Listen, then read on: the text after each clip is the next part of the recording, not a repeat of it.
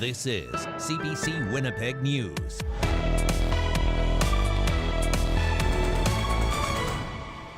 Good evening. Thanks for joining us tonight. Winnipeggers gathered today at Assiniboine Park to take in the solar eclipse. The sun was only partially eclipsed here in Manitoba, but some traveled far and wide for a chance to see it in totality. CBC's Josh Crabb reports. Well, you can barely see it. Sisters Gia and Maria Guerrero showed up early with their mom to claim their spot outside the Leaf at Assiniboine Park in hopes of catching a glimpse of the partial solar eclipse. We're gonna obviously see the eclipse because I haven't seen one in my whole life, and I'm really excited to see one. Our teachers would not let us go outside to see it, so I told my mom if I could skip school to go see it, and we're here now. Excitement built as hundreds gathered for a free viewing session. Photographer Kira Lichtenstein made a special filter for her camera lens to snap photos. I'm totally excited about it. Yeah, that is just something very new and beautiful and nice. Many people flocked to Eastern Canada for a chance to see it in totality, including these Manitobans. Backyard astronomer Rennie Ronson drove from Dauphin to Niagara Falls with family and friends. It's to be part of that once-in-a-lifetime event, right? Back in Winnipeg, staff from the Manitoba Museum's planetarium set up a live feed. A cloudy sky put a bit of a damper on the day, as astronomer Scott Young explained to viewers. The clouds are really thick right now, so the telescope can't focus in on them. But people held out hope they would be able to see the moon partially blocking the sun, including Royal Astronomical Society of Canada Winnipeg President Dennis Lyons. We're going to see about 62% of the sun covered by the moon as it eclipses. Eventually, the clouds gave way and allowed the eclipse to come into view. I wish it was clear. It was clear a while ago, and now it's clouded again. People are excited when you're all together doing the same thing, a part of something. It's, I don't know, it takes away all this other stuff with the clouds. If you didn't see this eclipse, you'll have to wait a while for another chance. The next one won't be visible in Canada until 2044. Josh Crabb, CBC News, Winnipeg. Students also took in today's eclipse. CBC's Jim Agapito watched with students from École River Heights School in Winnipeg. Here's what they had to say. I'm here with grade 7 and 8 students at École River Heights School in Winnipeg, and we're about to watch the eclipse. How excited are you for the eclipse today?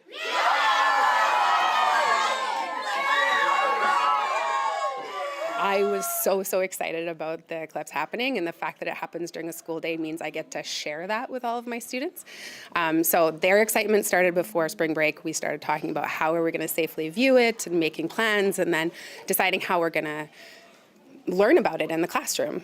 So we can see solar flares now on the other side, whereas at the beginning of the totality we were seeing solar flares over on this left side. Now we're seeing the solar flares over on the right side. So in my classroom, we're doing live streams. We're viewing NASA's live stream from Mazatlan at the moment, and we will go out and view the eclipse. You want to try it? Yeah. Okay, if you have glasses, proceed to the field. Put your glasses on, please. Vous avez des lunettes. An eclipse.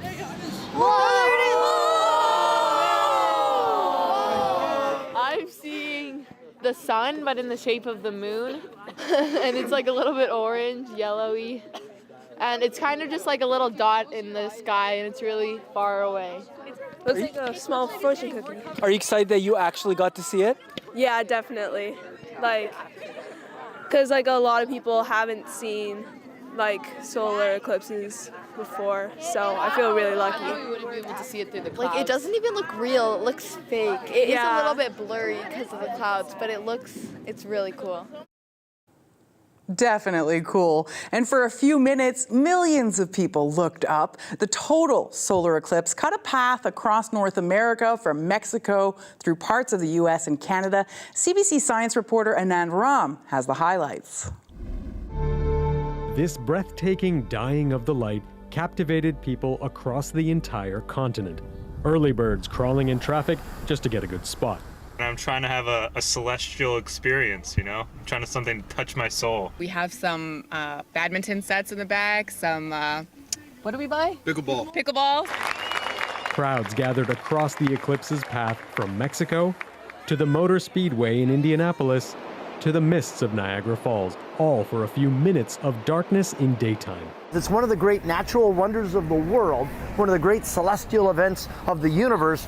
Same place, same time, once in a lifetime. And though the clouds over the falls dampened the look of totality, the sound, a crowd still awestruck. It was really cool because you knew it was just the mid-afternoon, but then it felt like it was 8 o'clock at night because it was so dark and it was colder. In Montmorency, Quebec, as darkness descended, spirits lifted. I feel special because we've been driving for 6 hours to get here. And in New Brunswick, 1,000 years since the last one, a crowd left speechless. What does it look like? Look like it's an eclipse. Looks like the third rock on the moon. Yeah. But above all, it was a moment to savor the moment. This really, I hope, gives us all pause as we ponder what I like to call our place in space, our relationship to the cosmos. A chance in darkness to see the world in a new light. Anand Ram, CBC News, Toronto. A former Winnipeg High School phys ed teacher has been charged with sexual assault. Police say 41-year-old Amanda Rochelle Sherritt used to teach at Collège Béliveau. She's been charged in connection to an alleged relationship with a former female student who was under 18. Investigators believe there was sexual contact on school trips and other occasions. The victim says the abuse continued after she was no longer at the school. The suspect is charged with sexual assault and sexual exploitation.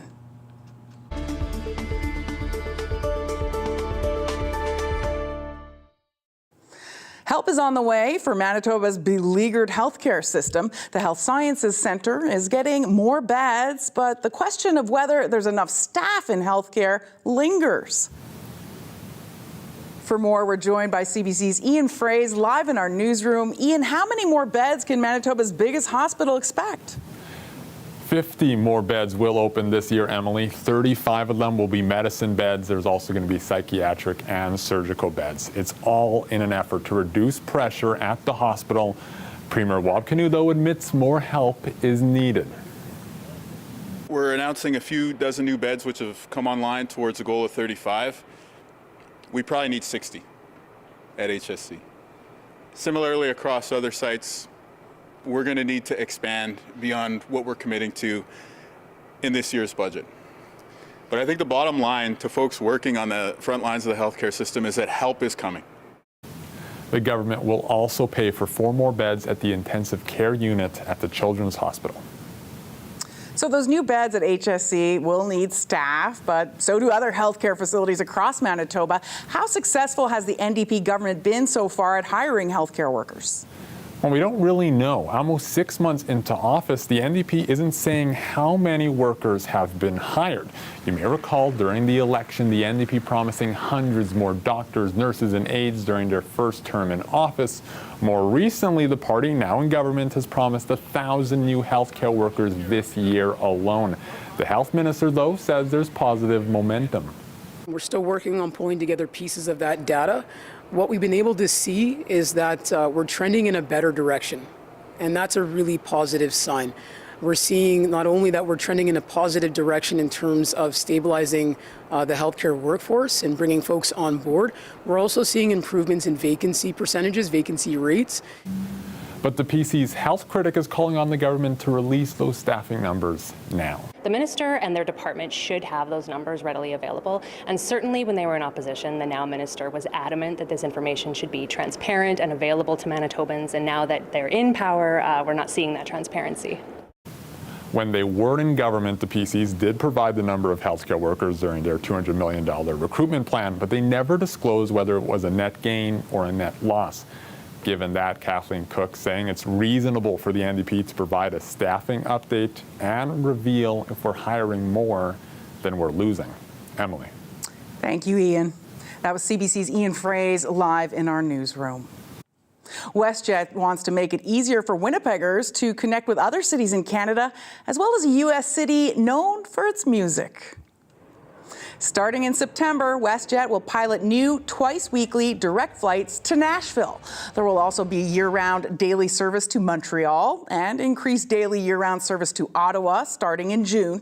Premier Wap Kinew welcomes the new flights, saying Ottawa and Montreal are important destinations for business. Great for business leaders and others to be able to fly there directly. And when we're talking Tennessee, we've got large employers in Manitoba that have a presence in Tennessee right now. We got a huge amount of country music fans. And while we haven't seen the NHL schedule for next year yet, I'm sure there might be some hockey games that interest people in this province as well. The Winnipeg Airports Authority says with the addition of the Nashville flight, a record number of flights are going directly from Winnipeg to U.S. destinations. Protesters marched to the RCMP detachment in Norway House after a teenager with disabilities was tasered by police. RCMP say officers used a stun gun this weekend on a 16-year-old boy. Officers say they were responding to a call about a violent assault. They say the teen had a knife and was taken into custody without incident.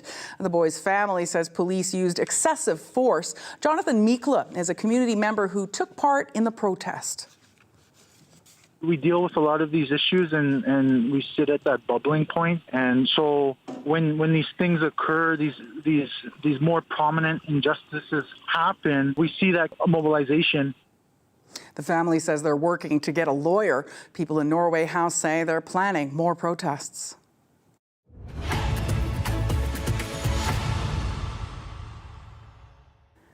The Island Lake region of Manitoba is struggling without a hospital. The area has more than 15,000 people, making it about the size of Thompson. It also has the highest rates of hospitalization and diabetes in the province. CBC's Aaron Broman and Tyson Koshik went to the Island Lakes recently for a series called Communities in Focus. They visited the nursing station in Wasagamak First Nation, a community only accessible by helicopter, water, and an unreliable ice road.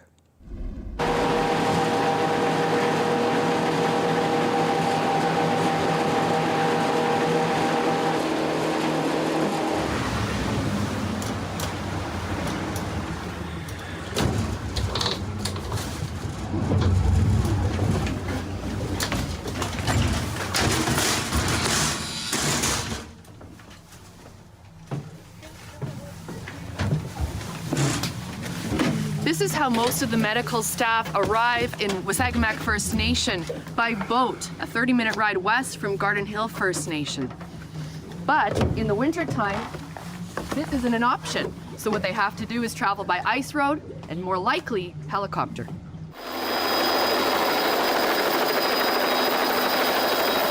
them that you made a commitment to us, so. Yes, that's true. We have. Nurses come in every 2 weeks. And the doctor comes in every week. We'll help the nurses because right now we have a shortage of nurses. And that's been happening since, I don't know, almost a year now. We're supposed to have 5, but we only have 2 or 3 at a time. And he's the front office. As you can see, there's hardly any nurses.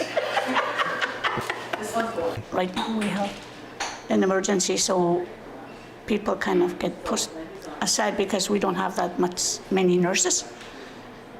What's the emergency? She's a dialysis patient. The nurse has to call the doctor. They decide whether or not to medevac her. We don't have they're only nurses. I think we have a medevac almost every day. She was supposed to go to dialysis today. She was drowsy, disoriented, and she got worse during the night. They told me to wait till she gets dialyzed. What did you think of that? I didn't like it. She'll probably realize that she's in Winnipeg at Emerge.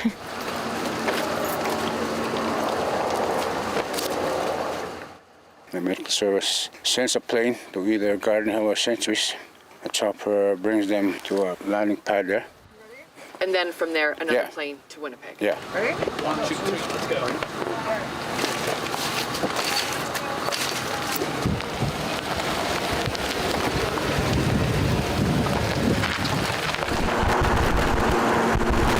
And then what happens when she gets to emergency?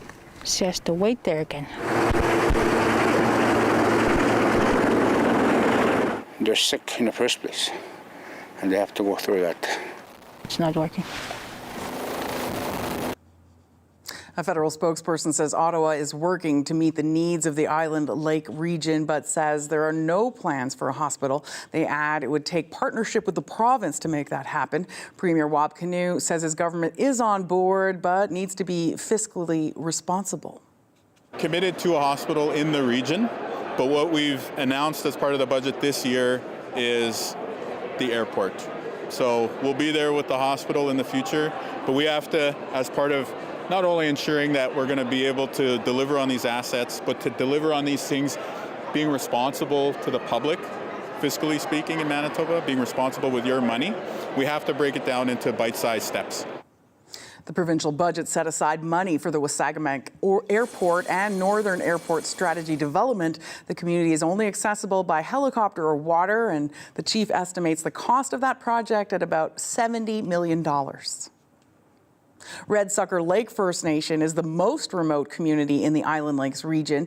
It's also struggling with a lack of healthcare staff. It has a population of about 1,200 and most of the year can only be reached by air. CBC's Aaron Broman and Tyson Koshik spoke to leaders about their challenges.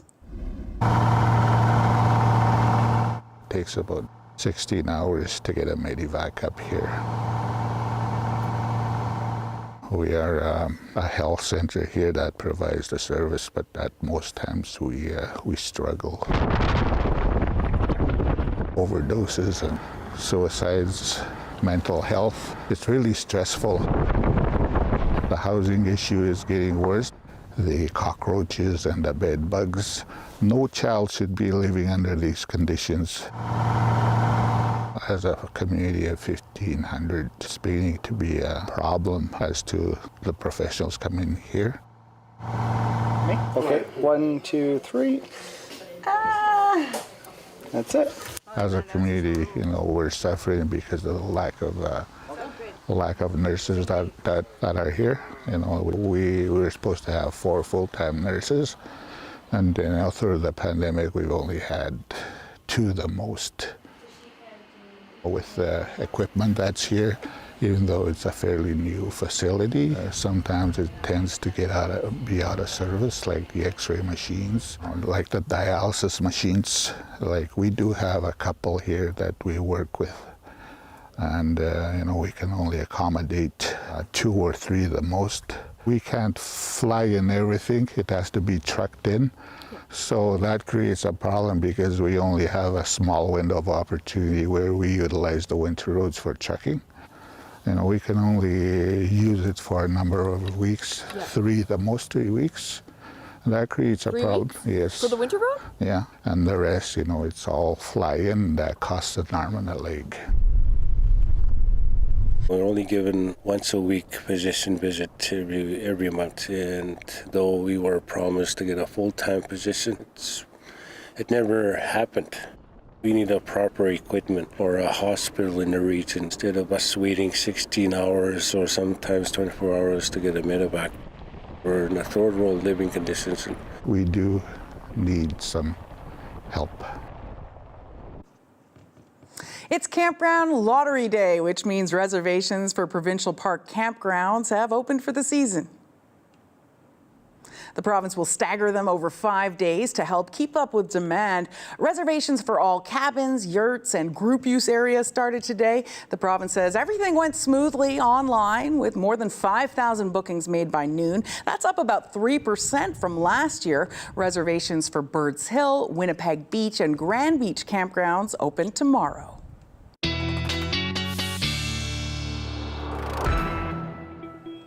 Well, it might be a bit chilly still for camping out, but it's sure warming up this week. CBC weather specialist Ethan Williams joins us now with a forecast. Well, thanks, Emily. And of course, the big story today in the weather world is the eclipse, and our very own morning show technician Abby grabbing a great shot of the eclipse in progress this afternoon in Winnipeg. About 50 to 60% coverage of the sun throughout southern Manitoba. And you can see A little bit of cloud cover obscuring the sun out there today. It's because of this low pressure system, which is bringing rain through portions of northwestern Ontario today.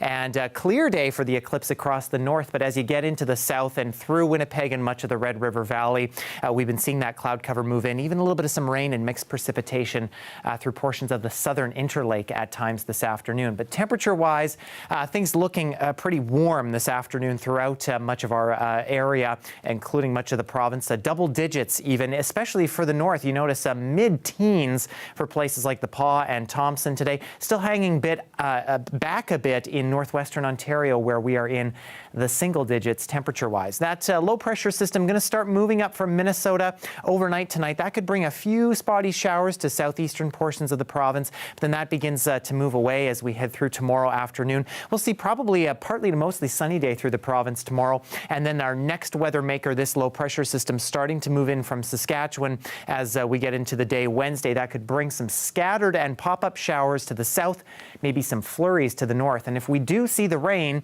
could get a couple of millimeters out of it. Not a whole lot, though. We really do need it. The ground is very dry. For those of us in northwestern Ontario, though, we could be picking up some heavier amounts there, closer to 5 millimeters in some parts. But really, we're not looking for all that much in the way of wind over these next couple of days, even as we do see that low pressure system start to move through.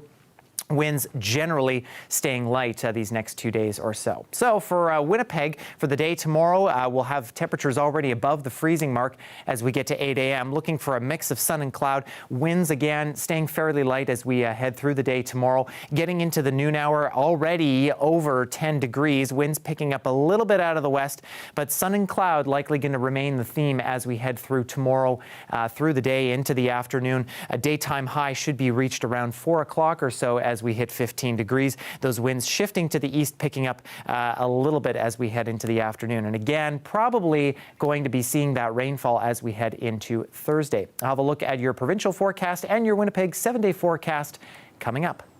Thanks, Ethan.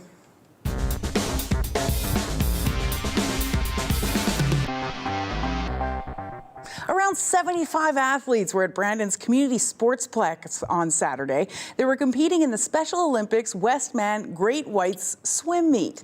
Teams traveled from as far as Swift Current and Humboldt to compete, make friends, and stay fit.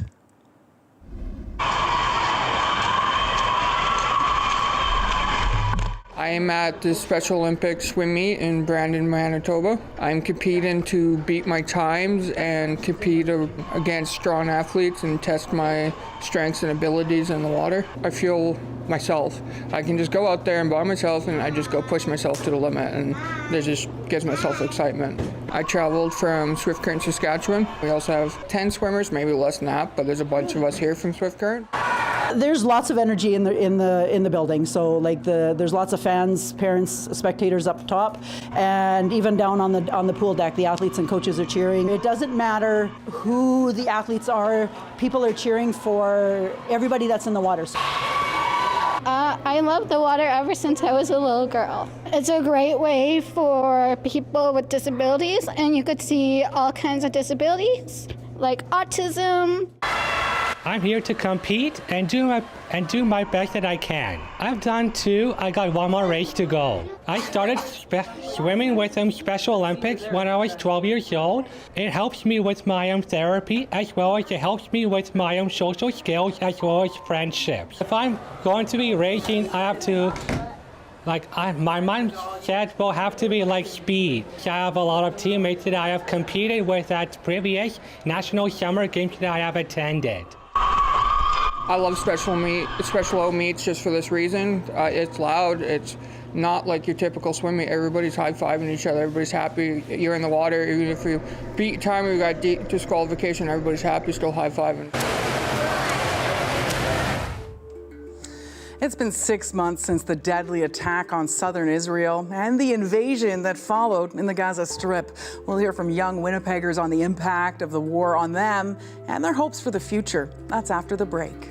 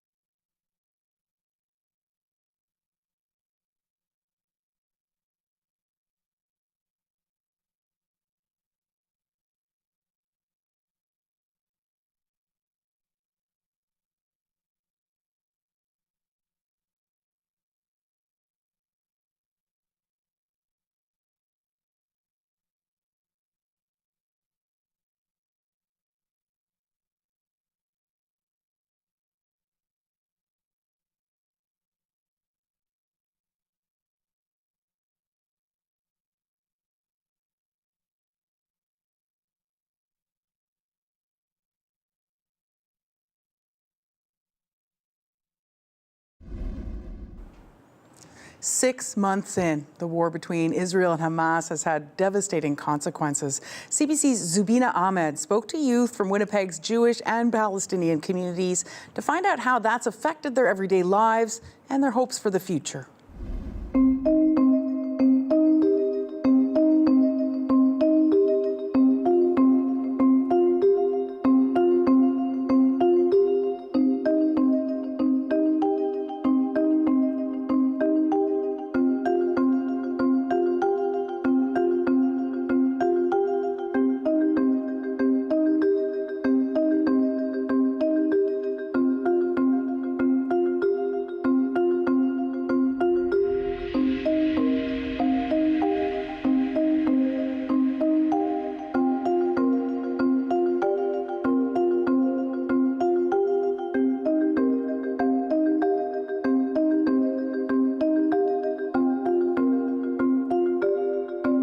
I feel much more driven, like I feel there's more purpose that I have. I have a purpose to speak up for my people and to support my people as much as I can. And I'm also very critical of my government, very critical of people in power in general, and just critical of people who are not able to see what is going on back there.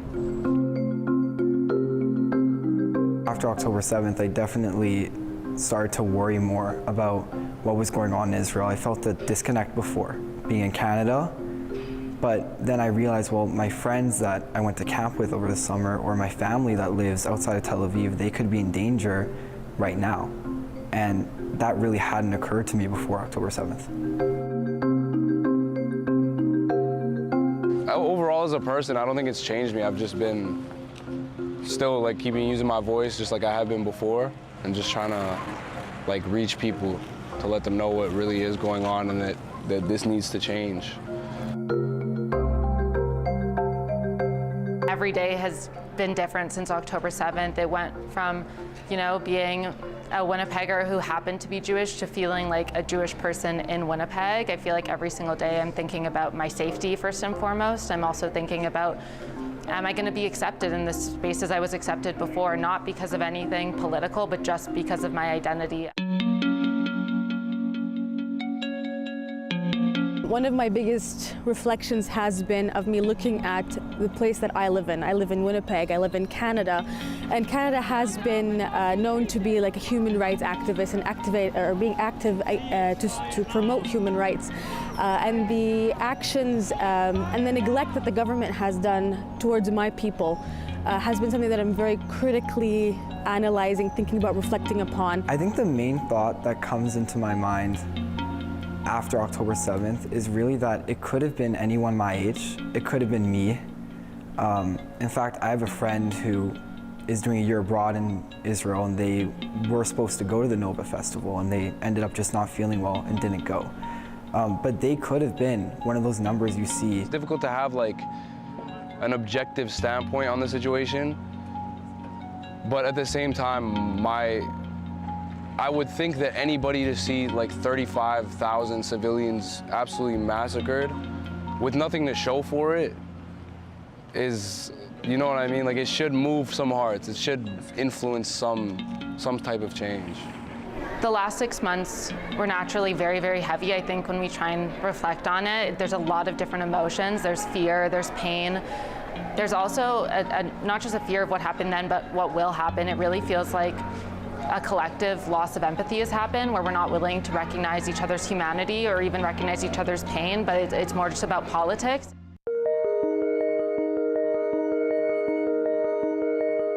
This is a world issue. This is not just a central issue to a certain type of people. This is a cause for everybody, and everybody needs to take action against it. I think I would always appreciate if Manitobans could understand that, like, I've been born here, my parents were born here, and I'm a human just like anyone else. And the fact that I'm Jewish, or that I have friends that lived in Israel, or that I have relatives that are Holocaust survivors, that doesn't change who I am. I want Manitobans to understand that all you can do is, stay true to your faith and have hope. But the biggest thing is using your voice and being active within the community, Whether that maybe, if you're not comfortable going to protest, that's completely okay. but just talking about it even makes a big difference. I encourage Manitobans to really think and lead with that empathy and think first about, the impact of the conversations that they're having or the impact of what they're posting and what that has on the communities directly involved, because I think, everyone who has family there is really suffering, and for all of us, it's not just a headline, it's our real lives.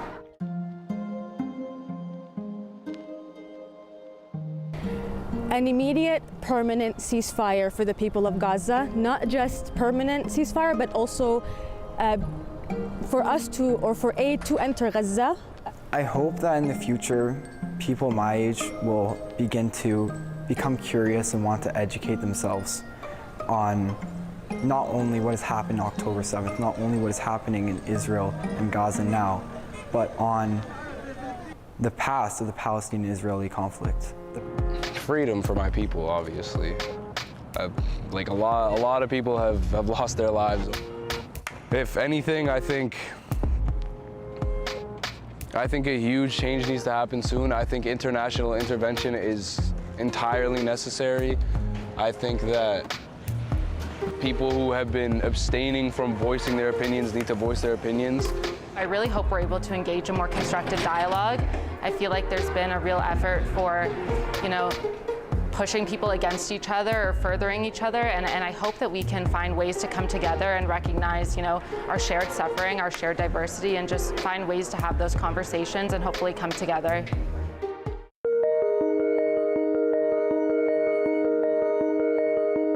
As youth in general, we are the voice of change. We will have the opportunity, and we will, because the older generation will leave and we will be left behind, and we will in the end inevitably cause change and push forward what we think is right.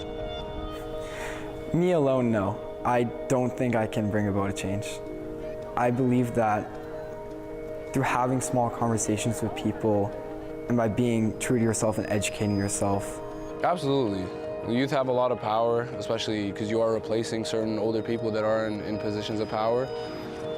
And so you shouldn't underestimate what you can do as a young person. Even if you're not in that place yet, you should still strive for that.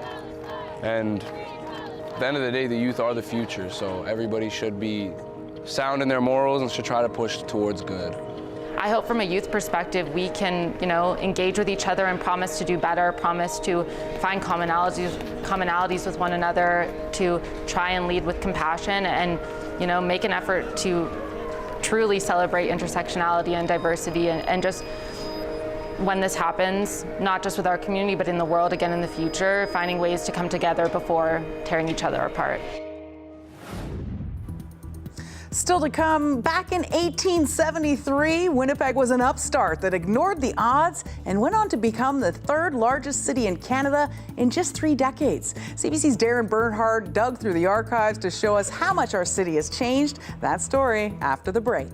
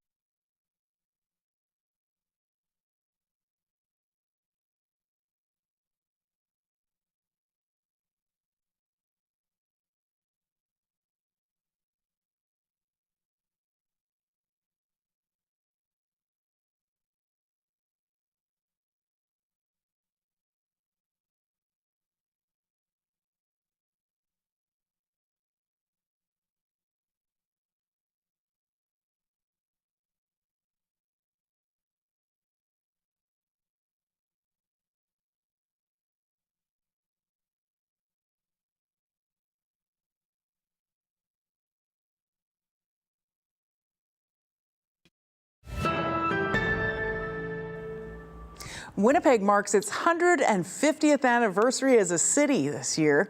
There were fewer than 2,000 residents when the Manitoba legislature officially made Winnipeg a city back in 1873. And in 3 decades, it went from an isolated frontier upstart to what would become the 3rd largest city in Canada at the time. CBC's Darren Bernhardt shows us how much Winnipeg has changed.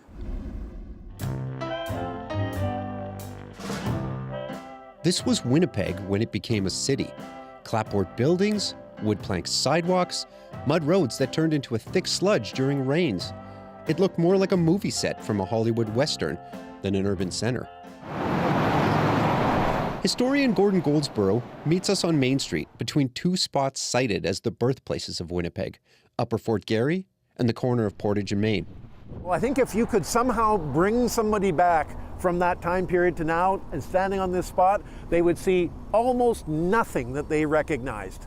You know, they might see probably in the background the gates of Upper Fort Garry, and that's pretty much it. Nothing else would be the same. You know, because in that time, in the 150 years, everything has been built up. Goldsboro shows an 1874 picture to Emilio McLennan, who was walking by. They were asking, you know, what is still here? Well, basically nothing. Really? There's nothing still here. That's wild, man. That's wild. Yep. Things have changed, man. Things have changed. You betcha. Winnipeg officially became a city on November 8, 1873, with just over 1,800 residents. The first civic election, though, didn't happen until January 5, 1874. The new council met later that month, which is why the city commemorates 1874 as its anniversary year. Winnipeg then was 5 square kilometers. Today, it stretches over 464 square kilometers. We showed Katie Desolé an old photo of Main Street, taken near City Hall. And this is what it looked like there. That's the White House there. Oh my gosh. Isn't that unreal? When was this? 1875. I have pictures from 1874 that showed the exact same thing. Oh my gosh, that's so cool. Yeah, isn't that neat? It looks like almost residential. Another obvious change is traffic. How's the noise? Are you able to hear me? Yeah. Okay. A cluster of wagons would have been congestion in the 1870s. But even then, Goldsboro says, there would have been some road noise, particularly from Red River carts. Oh, heck yeah. They didn't use any grease in the bearings, and so there would have been this loud screeching noise as they went down the street. But that would be about it.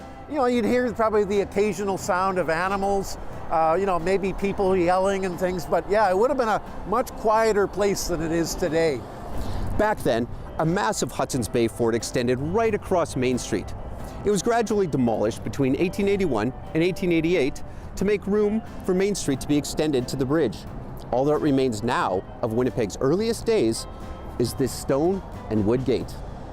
Darren Bernhardt, CBC News, Winnipeg.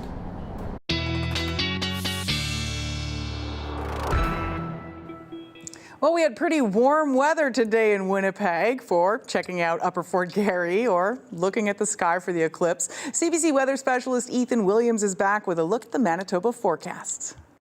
Well, thanks, Emily. And a sure sign of spring in these warmer temperatures means that we're really not seeing that much snow on the ground anymore. And that is definitely the case throughout much of southern Manitoba. And even in the north, we're starting to see that snowpack pull back a bit. This is maybe a couple to 5 centimeters on the ground.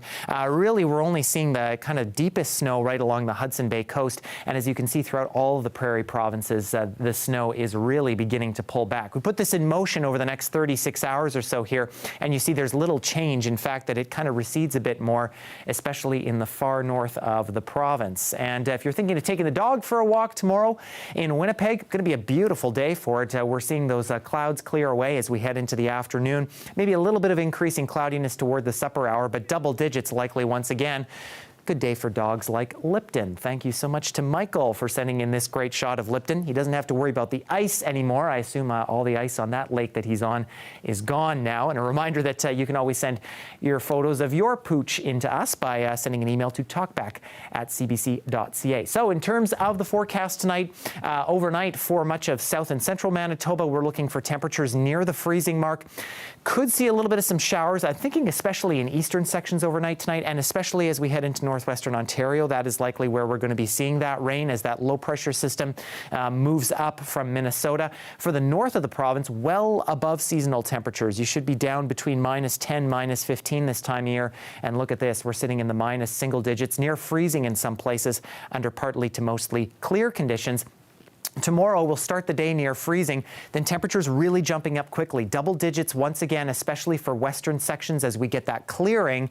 And then heading into the afternoon, all of us except for the far north likely getting into double-digit territory. For southern Manitoba tomorrow morning, starting the day above the freezing mark. There's that rain still continuing to move through northwestern Ontario. Should be tapering off through the afternoon, though. Double digits for many of us, except for our folks in Ontario, where you're likely going to be hanging in between that 5 to 10 degree mark, and then even some temperatures nearing 20 degrees as we head into the afternoon tomorrow in extreme southern portions of the province. So quick look at the extended forecast showing that mix of sun and cloud tomorrow, then those possible showers for Wednesday. Should be getting some clearing in the afternoon Thursday, but probably starting the day with some showers, just a 40% chance. Overnight lows staying generally above the freezing mark, Emily, and I'll have a full look at your 7-day forecast coming up. Thanks, Ethan. Coming up, Kurt Abad survived a terrible bus crash on an icy highway, but nightmares and anxiety continue to haunt him. He leaned into his faith to help recover from the trauma. We'll have his story after the break.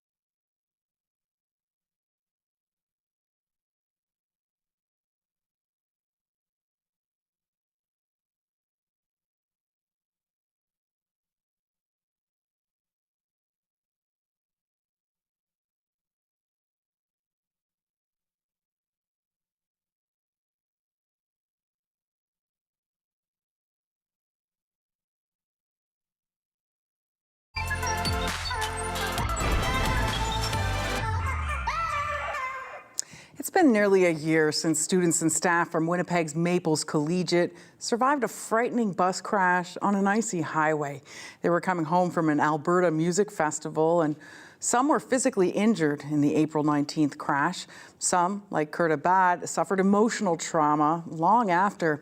His story is the latest in our special series produced by a team of aspiring teenage filmmakers at Sisler High School. I felt like sometimes at night I wish that I knew more the reason why I'm still here. Why did I get this second chance? I am Kurt. I am 18 years old. I am a leader in Fuse, our youth group here in Winnipeg, and I am also a proud alumni of Maples band program, and I was part of that unfortunate incident on Maples Collegiate Alberta trip. What happened before the accident? We had an Alberta trip. It was a trip that we've anticipated for so long, a trip that the band program in our school never really saw because of the pandemic up until that point. And after that, we embarked on a trip to Edmonton to share our music through a lot of people, a lot of music programs around the country.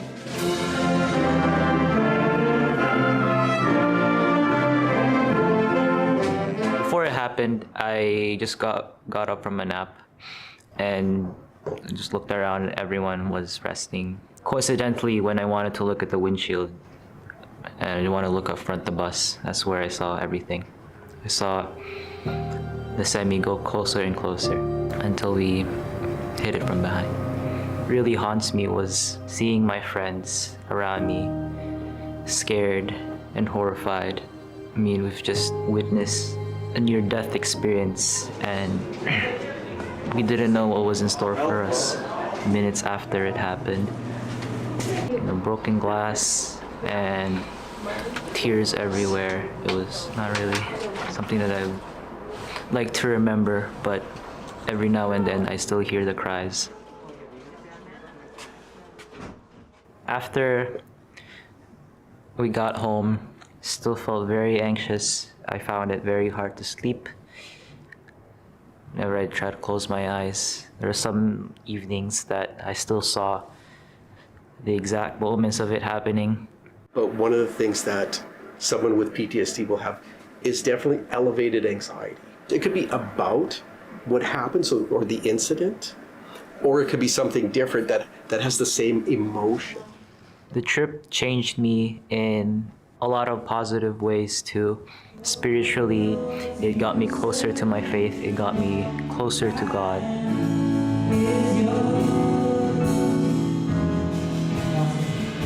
A spiritual group can bring that sense of purpose or meaningfulness. Having faith and having people who share that faith can be very grounding, like something they can hold on to at a very emotional or spiritual level.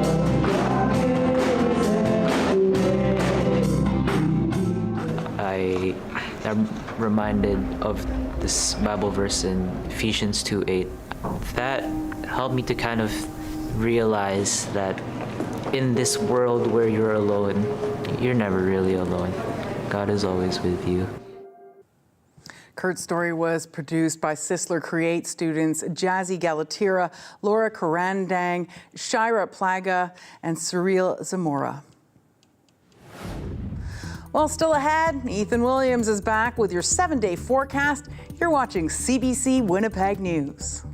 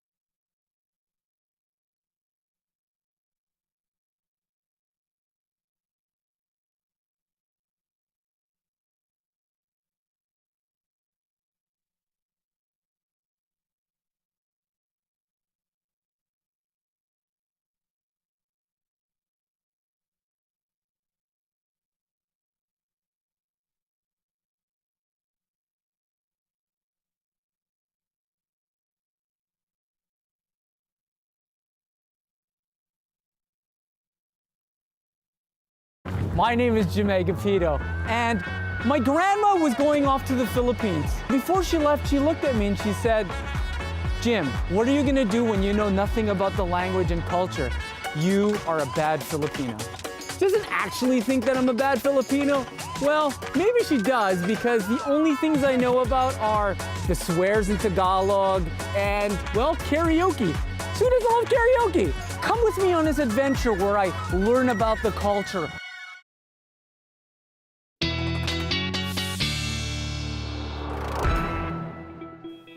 Well, expecting to see a mix of sun and cloud tomorrow. Nice day in Winnipeg at hitting 15 degrees.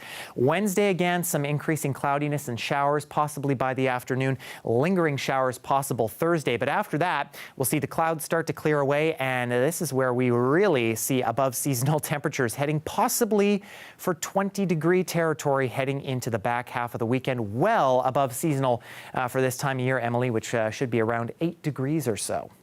Wow, it's warm. Thanks, Ethan. Well, it was a bit hard to find the right eyewear for viewing today's solar eclipse, with stores in Winnipeg selling out ahead of the celestial event. But a museum down south made sure it was prepared. Here's our daily lift.